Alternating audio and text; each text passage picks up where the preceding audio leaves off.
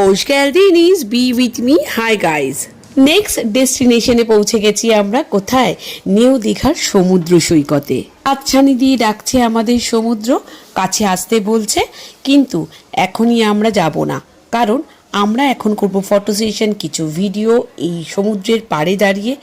কারণ আমরা প্রত্যেকেই জানি যে যখন ওই সমুদ্রর কাছে চলে যাব তখন প্রত্যেকেই স্নান করব, গা ভেজাবো, ভিডিও করবে কে? তখন কোনো ব্যক্তি পাওয়া যাবে না। তাই এখনই সেরে নিচ্ছি কিছু ভিডিও। তারপর এই জলপরীরা জলে নেবে যে উল্লাস, যে আনন্দ, যে উচ্ছ্বাস করবে, সেটা দেখার মতো। মুখে হাসি আর প্রাণে বল নিয়ে ধরা দিলাম সমুদ্রের ঢেউয়ের কাছে। এই ভালোবাসা কিন্তু অমূল্য সম্পদ। আর তখনই মনে হয় ওই গানটা, সমুন্দর মে নহাকর और भी নমকিন হো গই।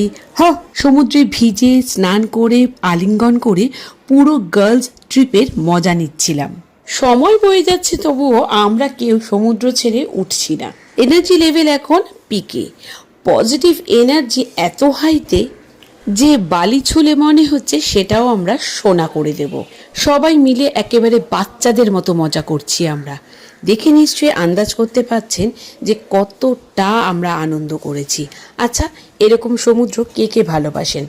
আমার যদিও বা পছন্দ কিন্তু পাহাড়। কার কোনটা পছন্দ অবশ্যই জানাবেন। তবে পাহাড় পছন্দ করলেও সমুদ্রের কাছে গেলে কিন্তু তাকে আমি ঠিক সেইভাবেই আলিঙ্গন করে নিই। বেশ বেলা করেই লাঞ্চটা সারতে এলাম হোটেলে।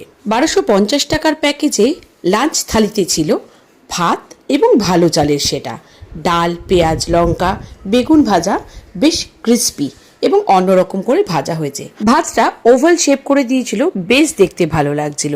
এবারেই চলে এলো আলু পোস্ত, বেশ ঝোলঝোল করে আলু পোস্তটা হয়েছিল। থালিটি ছিল কাতলা মাছের, তাই কাতলা মাছ চলে এলো এরপরে, এবং কাতলা মাছের সাইজ আর প্রত্যেকটা পেটির পিস দিয়েছিল বলে আমরা ভীষণ খুশি হয়েছিলাম।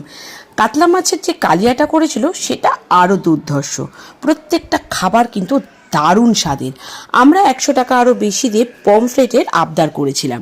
সমুদ্রে এসেছি আর সামুদ্রিক মাছ না খেলে হয়? বলেই দিয়েছিলাম আলাকাটে নিচ্ছি, সেই সাইজ যেন হয়, যাতে পুরো ভাতটা দারুণভাবে খেতে পারি।